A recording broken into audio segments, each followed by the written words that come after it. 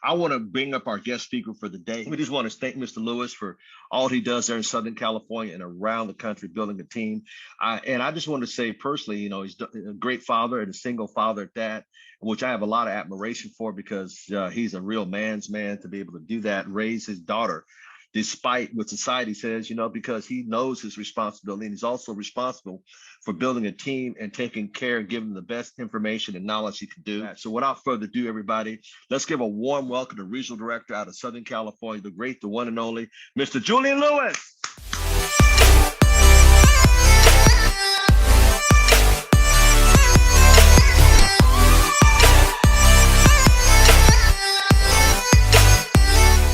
But it's amazing to see you. I know you had an incredible time. 8,000 people. That's huge. Be able to have 300 of the best to be able to commune together, to share ideas, share testimonials, and then get excited about the vision of where the co-founders are taking us and where we're going to go afterwards, and how this is just the beginning, and what we're doing together as a company is actually changing the world, changing how we actually look at healthcare, changing how we look at technology, and being able to get paid every single month as we do it. So, Mr. Thomas, thank you for leading the charge. Thank you for being the man that you are and a friend, and also what you do every single day for us on these calls. And ladies and gentlemen, before I get started, I know there's some new people on the call, so I just want to give you a little bit about my background so we're not 100% strangers. My name is Julian, and prior to getting involved with this company, I was a senior systems engineer.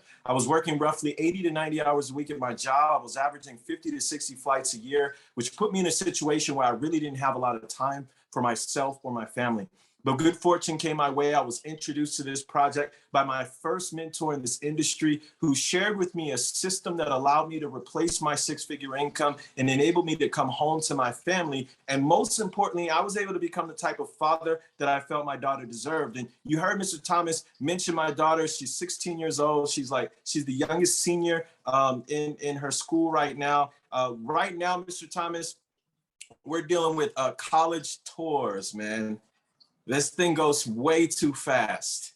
And I had time. I'm telling you guys, you need to get home because I had time. I was there for all of the, for everything in class. I was there helping. I was there for all of the field trips. I was there, all of that stuff. I got to be there for everything. Pick her up, take her to school, on the way there, talking about life, on the way back. And as much time as I had, it still felt like it went at breakneck speed. So all I can tell you is time's the most valuable thing we have on this planet. You never get it back. Why not get a little bit more control over yours by going extremely hard in this business and being able to take advantage of the residual income that allows you to have choice? And so what I want to do, Mr. Thomas, what I want to talk about today is something that, we toss around. Some people feel it's not, this particular thing isn't important. Other people feel it is extremely important. Some people say that there's one thing that's more important. Others say that it's this particular thing that leads to something that will allow you to have success. And so what I want to talk about this morning, and it's going to be a brief talk, is motivation. It's motivation because, over the last decade, we've heard a lot of thought leaders say motivation isn't important. Discipline is important, but motivation isn't. And I think the reason why a lot of people say that is because they take a look at motivation and they're not looking at the actual word or the actual definition of motivation. What they're looking at is the emotional attachment associated with motivation. They're looking at the feelings, and the feelings are the things that, feelings are fleeting. And when you have something that you're focused on and your feelings are, let's say, arguing against the thing that you're focused on, sometimes you have to ignore your feelings. But feelings, the feeling motivated, has nothing to do with actual motivation. And I want you to think about it. Because in order to be motivated, you had to have had a motive. Every single one of you had a motive to get up this morning. You may not have felt like it, but you're up and you're on this call today. So that meant that motivation was a factor in you being here today. See, I didn't feel like doing my weighted jump rope this morning. I really didn't. But I was motivated by what? I was motivated by the ability to walk through life and go day to day where regular physical activities feel effortless, where my mindset is disciplined because that was my motive. I wanted to be stronger in my mind and to do the things that I didn't feel like doing so that I would be able to get the results that come with being motivated. And so I want to talk about it. The biggest thing that trips people up when it comes to motivation is not understanding that it's tied to ambition. And once you understand that it's tied to ambition, then it becomes dangerous because most people today, because of social media, because of everything, all the different voices that we have in our ear today, we tie our ambitions to the expectations of others. Never get caught doing that. You want to be able to focus on an internal dialogue. And I started thinking about it because as we move forward, you know, the last couple of years were extremely different for a lot of us. I started to realize something. And Mr. Thomas, I don't think I ever talked to you about this in person. I meant to share this with you when you came out here in San Diego a year ago in June. And I started thinking about it. I said, you know, I'm so grateful for ACN. And here's why. Because I think about when my daughter was born, and I think about the trajectory I was on before ACN, and where personal development wasn't really a part of my life. And I started to think about what was a part of my life. And what was a part of my life were the things that were popular. And they were and it makes sense. Psychologically, we kind of gravitate to what's popular. We want to be in the know. If you don't know what I'm talking about, and it's been a long time, for those of you that are around my age or older, think about how it used to be when you would miss. I know for me, I was born in 1980, so I'm 42 years old. And for me, I remember in high school, coming to high school on a day where a popular sitcom came on the night before, and I missed it. Okay. So for those of you like Gen Z, you don't even know what that means to miss it because you can watch it anytime you want. You can play it back. You can binge watch. You can do all these things. But for Sam Foster and for a lot of others, that wasn't the case. If you missed a sitcom, if you missed Martin, Sam, that night, or on Monday you missed what Will Smith, his show, or if you missed any of those type of shows that used to come on back then, everyone was talking about it the next day. And you felt what? Left out, fear of loss. And then here's what was so messed up. You would actually have to wait until it came on something called reruns. And reruns were never in order. So you would probably miss it again. And so the reason why I'm sharing all these things is because we would all watch these shows so that we would feel like we belong the next day. And what we didn't realize is by making it popular, these shows were influencing how we thought about real life, whether they were good things or bad things. And so we always believe the next generation is worse than the previous. It's not true. It's exactly the same. They just have different technology to consume the garbage.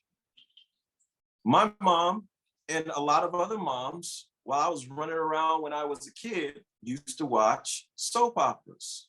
So in the Black community, we didn't call them soap operas, they're called stories. And so my mom would say, I'm watching my stories. And I see giggling on here because you had aunts and great aunts that watched stories too. And we wouldn't be able to interrupt during those stories. But as an adult, I take a look at those stories, those messages that were listened to every single day that dealt with adultery, that dealt with all types of drama that got programmed into the subconscious of who? The families and the mothers and the fathers had to deal with going back and forth. I'm telling you this for a reason, because what that looks like before that was radio and news. And if I tell you the authority is news, then I can write down anything I want on that paper. And because you've accepted it as authority, you will take it as truth. And it will influence your mind. And then so goes your life. Well, what is it nowadays? It's social media. And so because of personal development and listening to my mentors, back then, I only used social media to peak, to promote the business, to reach out to people. I didn't scroll. The things that I consumed was personal development. I listened to, when I started in this industry, I listened to Jim Rohn every single day in my car, to the point where I memorized the whole Challenge to Succeed, and I could sound like Jim if I want to. We can talk about that some other day. But those are the types of messages that were programming me, while everyone else was subtly getting programmed by damaging and destructive messages. And so now that I look at it today and I look at how I start the day on a positive note, I take for granted the things that have become consistently a part of my routine, that have inoculated and have protected me from the negative messaging that most of the country or most of the world has to deal with. And they deal with it, they accept it because it's popular. Toxicity has become entertainment. And when you think about that, that means we're drinking poison on purpose because it's fun. I want you to think about that. So how can you get focused on or become motivated or allow your own internal dialogue to govern you and make sure that that internal dialogue is positive? First things first, you got to go back to being when you were a kid. And I say this all the time, but I have to remind you, a lot of you on here have forgotten who you are. A lot of you on here have forgotten whose you are. And what I mean by that is you forgot, see, something that was innate in you when you were a child. You knew that if you saw somebody walking around and you didn't know how to use your legs yet, you could figure it out. You guys realize you didn't get a manual to learn how to walk? Some of you wouldn't have read it anyway. But do you understand that none of these things that you learned how to do, you knew how to do when you got here? You didn't know how to speak. You didn't know how to move your hands. You didn't know how to move your neck. You got turned around wrong. You couldn't look the other way. And it was frustrating. All of these things you learned how to do by figuring it out. And it was something innate. It's something that you came here with, understanding that if someone else could do it, you could do it. I need you to go back to that child, because somewhere along the way, you traded in being able to figure it out for being able to look cool. And I mean everyone. Looking cool may show up differently for you than it does for others. Looking cool is the reason why when adults fall down, before they try to assess if they're hurt, they look around to see who saw them fall. That's what looking cool looks like. And so people are afraid to make mistakes in front of others because they've traded in looking cool for the ability to learn. And when you can go back to being a kid, kids don't care if they make a million mistakes, because it's not about the mistake. It's not about looking funny. It's about how fast can I figure this thing out so I can have fun doing it like everyone else. What if you took the same approach to ACN? How many mistakes can I make right away? How fast can I figure this thing out so I can have fun like the SVPs, so I can have fun like the regional directors and above, so I can be on a cruise with the leaders and learning more and being able to come back to my organization and bless them with everything that I learned so that I can help them to become greater so that they can get to where I'm at. See, this is what it's all about. But we block our own blessings because we don't realize one thing. And I'm gonna, for those of you that are believers, even for those of you that are not, this is gonna hit hard. Most people aren't where they want to be in their life because they run away from their blessings. You know how I know? I'll prove it to you. Because they don't know what blessings look like. Here's how I know. It's because they look like challenges. See, challenges are the underbelly of all the blessings that you're running away from.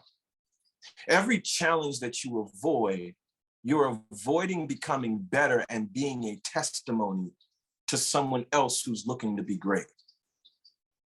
Every challenge that you avoid being stronger. That's like me going into the gym and deciding I'm not going to lift any weights. How much stronger am I going to get? See, the blessing comes when I decide to accept the challenge. See, when I accept the challenge, is there suffering that's a part of that? Absolutely. When I accept the challenge, is there struggle that's a part of it? Absolutely.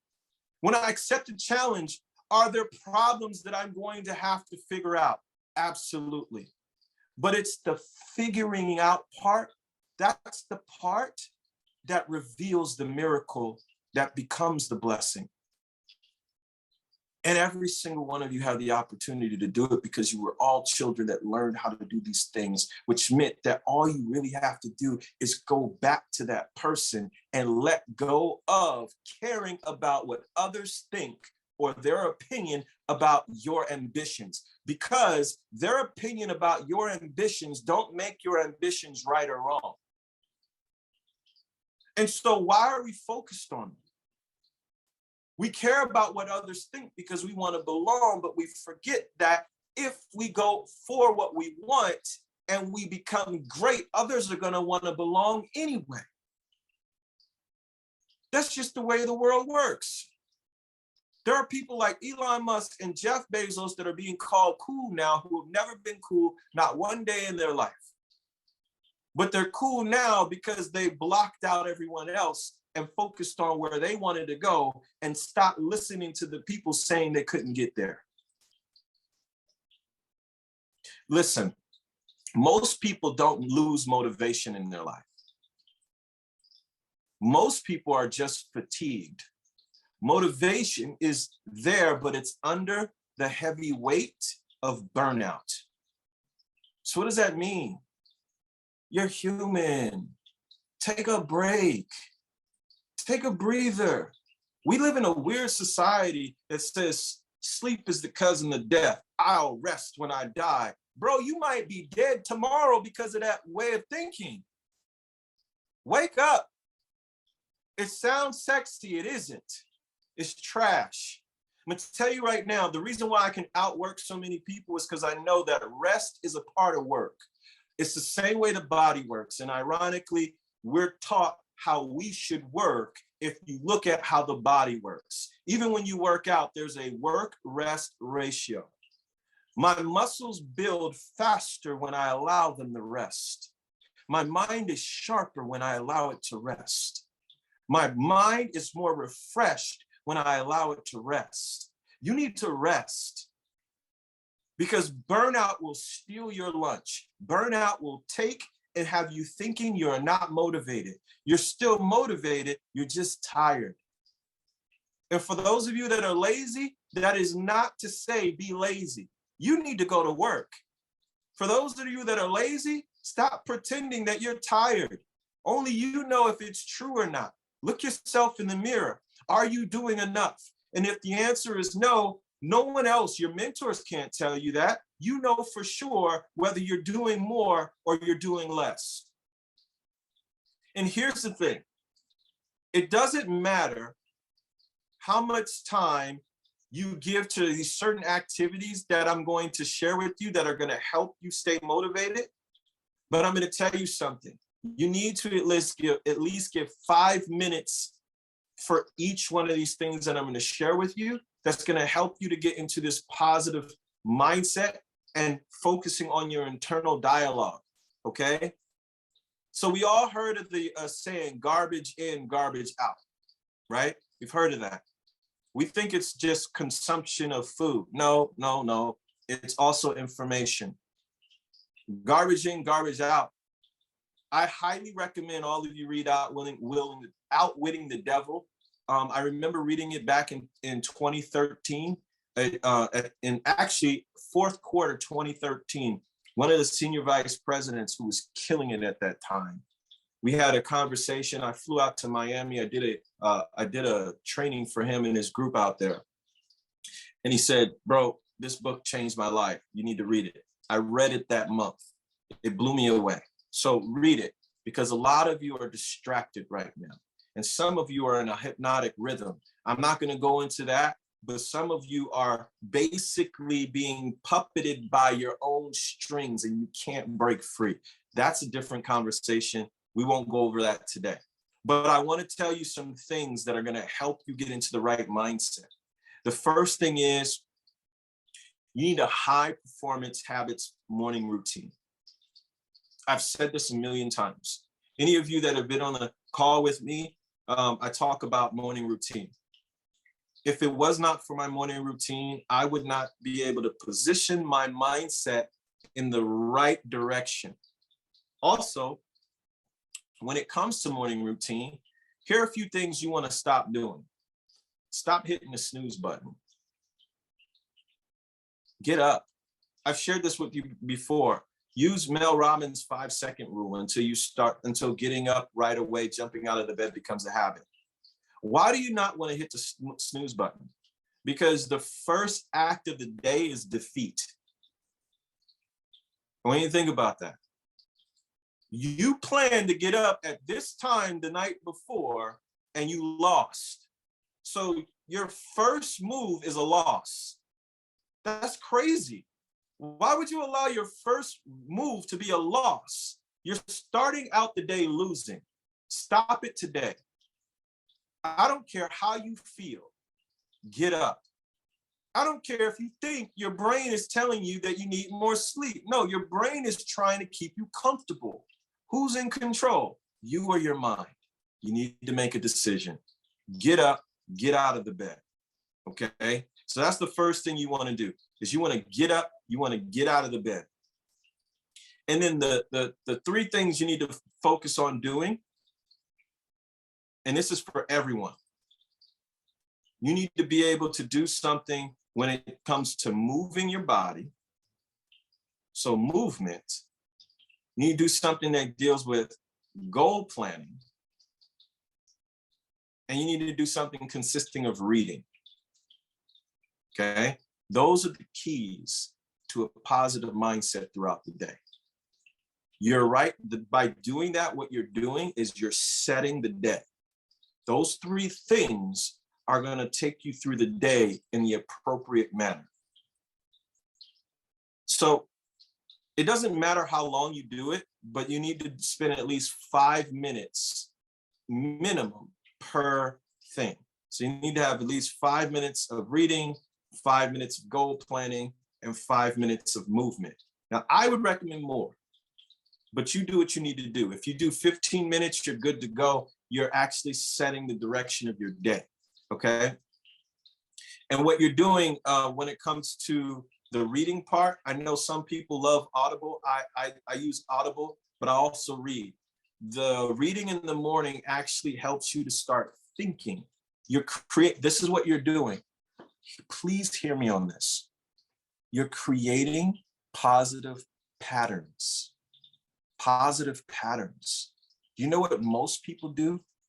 They are in a pattern of negative behavior every morning. You know what it looks like? Grab this, scroll through, look at who died today, look at who's doing bad things to people today, look at wow, they're half naked today. Everything you want to see, everything you possibly can see that's negative, is right here at your fingertips. And what I'm asking you to do is if you charge your phone at your bedside and you are not strong enough to not reach for that phone in the morning, start charging your phone outside of your bedroom. Wake up in the morning and dictate your schedule.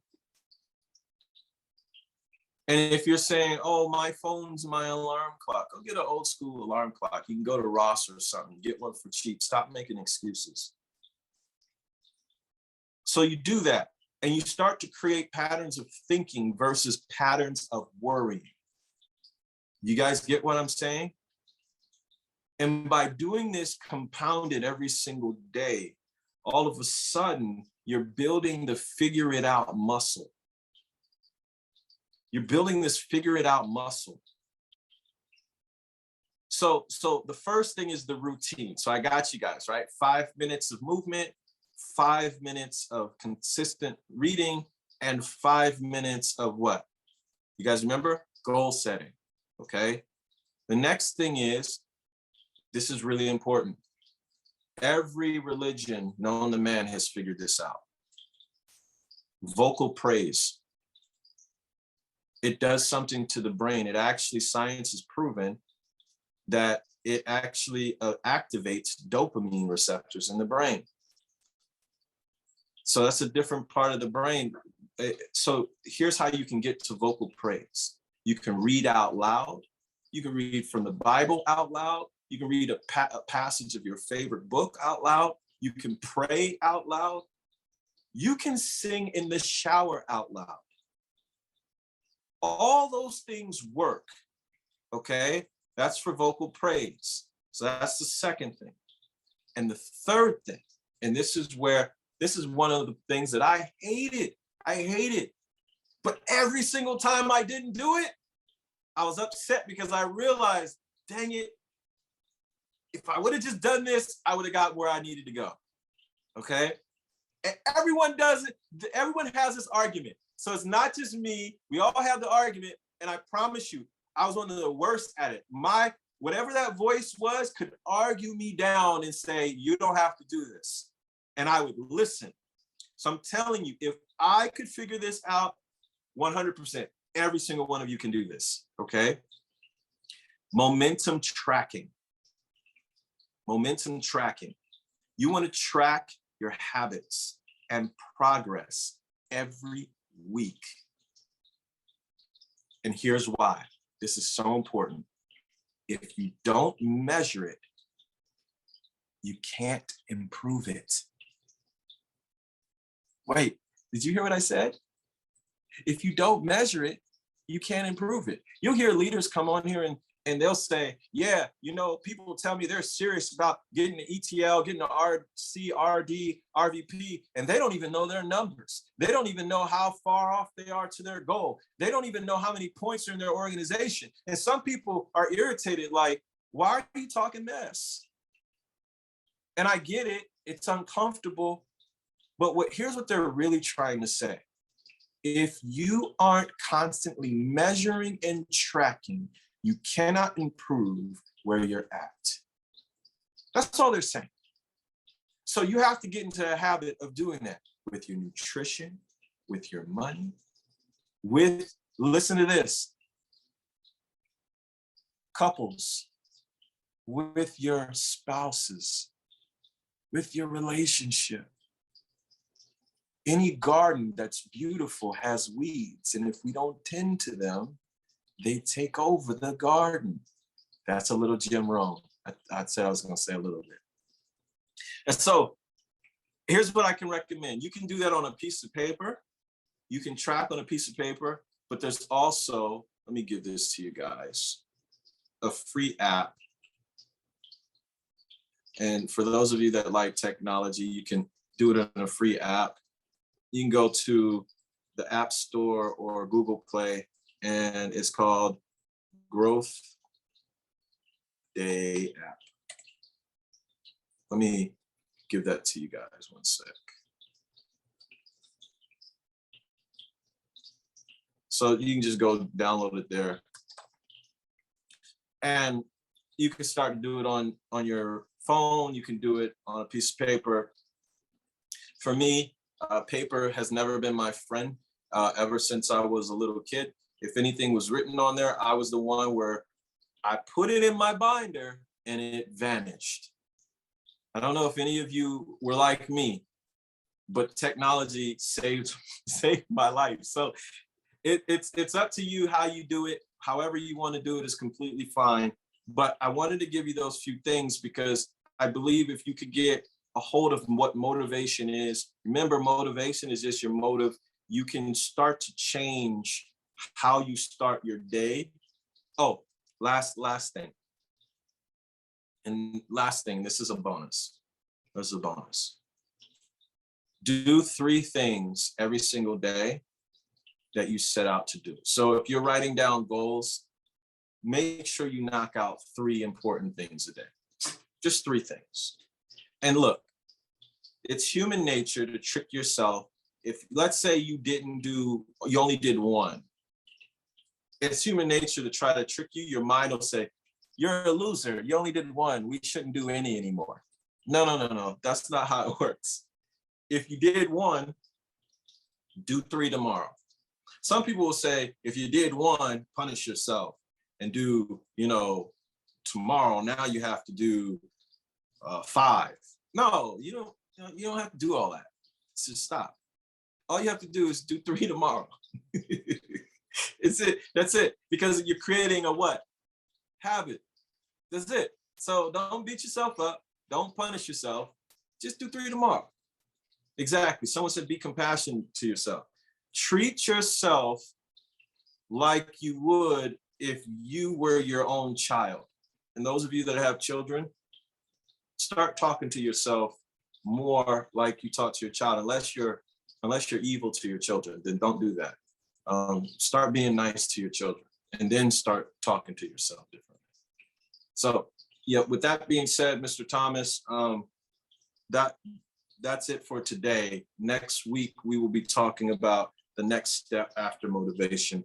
And I'm pretty excited to share that. So, Mr. Thomas, I will turn the call back over to you, sir.